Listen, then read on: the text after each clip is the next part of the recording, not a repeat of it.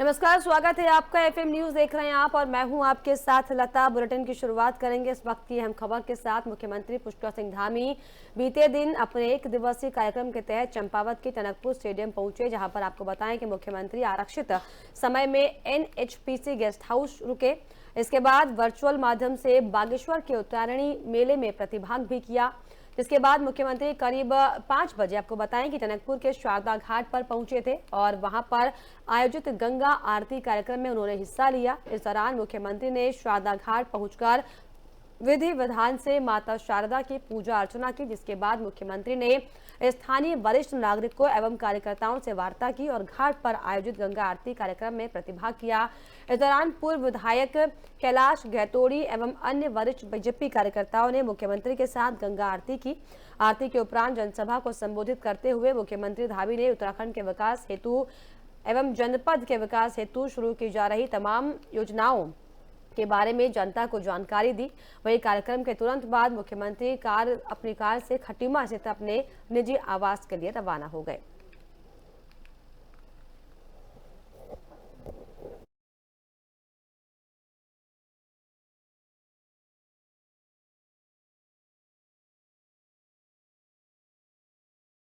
चलिए आगे बढ़ेंगे। हरिद्वार में पुलिस ने 22 साल के युवक के अपहरण की हत्या करने वाले 2 युवकों को गिरफ्तार किया है। पकड़े गए दोनों हत्या आरोपी आपको बताएं कि मृतक के दोस्त थे। दरअसल शुक्रवार रात को सलेमपुर क्षेत्र के एक मकान से पुलिस ने 22 साल के कार्तिक का शव बरामद किया। तो फिरौती और हत्या प्रकरण के मामले को लेकर पुलिस ने कुछ ही घंटों में यह बड़ा खुलासा किया है। आपको बताएं कि परिजनों द्वारा बहादुराबाद थाने में अपहरण का मुकदमा दर्ज कराने के बाद पुलिस ने संदिग्धों को हिरासत में लेकर सख्ती से पूछताछ की थी। वहीं शहादत और निपेंद्र ने सच्चाई उगल दी, जिसके बाद आपको बताएं कि सामने आया कि कार्तिक की गला रेत कर हत्या की गई है और उसका शव बोरे में बंद कर उसे जो है छुपाने की कोशिश की गई। हालांकि दोनों युवकों ने मृतक कार्तिक के माता पिता को फोन भी किया उसके बाद और 70 लाख रुपए की फिरौती की मांग की। इसके बाद परिजनों ने पुलिस को इसकी जानकारी दी। वहीं मृतक 22 साल का युवक कार्तिक अपने माता पिता का एक ही इकलौता पुत्र था, जो कि पैथोलॉजी लैब चलाता था। वहीं पकड़े गए दोनों हत्या आरोपी बिजनौर जिले के रहने वाले हैं। पुलिस ने दोनों को गिरफ्तार कर जेल भेज दिया है।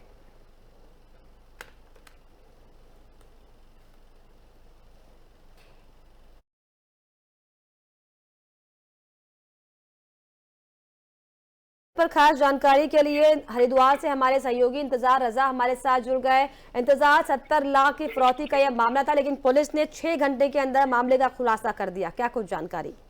जी बिल्कुल लता, देखिए मैं आपको बता दूं, ये हरिद्वार के बहादुराबाद थाना क्षेत्र का मामला है, जहां पर एक युवक के जो घर से गायब हो जाने की जो सूचना है वो लगातार प्रसारित हो रही थी और परिजन जो है अपने इस पुत्र को ढूंढने के लिए तमाम जो प्रयास कर रहे थे। और हालांकि पुलिस को भी यहाँ पर सूचना दी गई थी कि उनका जो बेटा कार्तिक नाम का ये लड़का है, बहादुराबाद निवासी है और पास ही रावली महदूद क्षेत्र में एक पैथोलॉजी लैब ये चलाता था, जिसके चलते बताया गया है परिजनों के द्वारा कि एक दिन पूर्व ये लड़का अपने घर नहीं पहुंचा, जिसको लेकर पुलिस ने गुमशुदगी दर्ज की और मामले की जो छानबीन है उसके लिए तमाम जो टीमें हैं वो लगाई गई थी।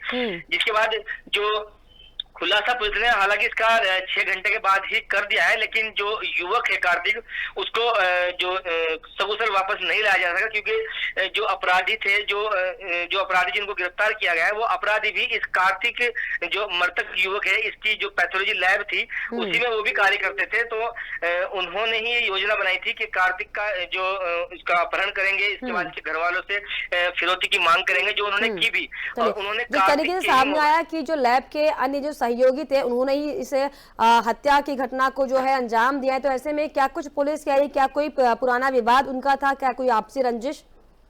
जी बिल्कुल, देखिए मैं आपको बता दूं कि जो दोनों अपराधी हैं दोनों ही बिजनौर जिले के रहने वाले हैं और दोनों जो मृतक जो कार्तिक है उसी की पैथोलॉजी लैब में सैंपल लेने का जो काम करते थे और उन्होंने ही योजना बनाई थी कि बिजनौर पहुंचकर अपनी एक पर्सनल लैब वो खोलेंगे, जिसके चलते उन्होंने अपने इस जो लैब के मालिक हैं इसी को उन्होंने निशाना बनाया और इसका अपहरण किया। इसके बाद उनकी माँ को इसी के फोन से उन्होंने फिरौती की मांग की, जिसके बाद पुलिस सतर्क हो गई और पुलिस ने अपना जो भी एजेंडा है मुखबिर तंत्र को लेकर और क्योंकि मेन जो इसमें जो अपराधी पकड़े गए हैं, क्योंकि उन्होंने जो कार्तिक है उसका मर्डर कर देने के बाद उन्हीं के मोबाइल और अन्य जो प्लेटफॉर्म है उसी के पैसों को उन्होंने खर्च करना शुरू किया, जिसके बाद लगातार लोकेशन आई और पुलिस ने संदिग्ध व्यक्ति को पकड़कर उससे पूछताछ की, तो जिसके बाद पूरा मामला एकदम से साफ हो गया। और कार्तिक का जो शव है वो दादूपुर गोविंदपुर, जो रानीपुर कोतवाली क्षेत्र का गांव है, वहां पर एक कमरे में बोरे में बंद मिला। जी चलिए, बहुत शुक्रिया आपका रजा तमाम जानकारियों के लिए। तो आपको बताएं कि 6 घंटों के अंदर हालांकि पुलिस ने खुलासा कर दिया। दरअसल ये भी पुलिस का कहना है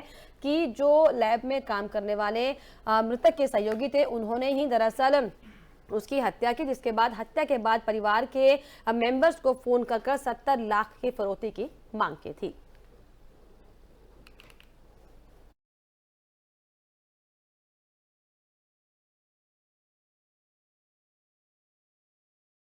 उत्तराखंड स्वास्थ्य सचिव राजेश कुमार ने मसूरी उपजिला चिकित्सालय का औचक निरीक्षण किया, जिसके बाद अस्पताल में हड़कंप मच गया। स्वास्थ्य सचिव द्वारा उपजिला चिकित्सालय में अव्यवस्था और गंदगी देखकर जमकर संबंधित अधिकारियों को फटकार लगाई। उन्होंने अस्पताल में नियुक्त डॉक्टर और कर्मचारियों की अनुपस्थिति पर सीएमएस से जवाब तलब किया। उन्होंने अस्पताल प्रबंधन को अस्पताल में तैनात डॉक्टर और कर्मचारियों को बिना सीएमओ के अनुमति के अवकाश न दिए जाने के निर्देश दिए हैं। और फिलहाल इस पूरे मामले को लेकर ये भी साफ तौर पर स्वास्थ्य सचिव ने कहा कि जो भी अव्यवस्थाएं पाई गई हैं उनका विशेष तौर पर ध्यान रखा जाए।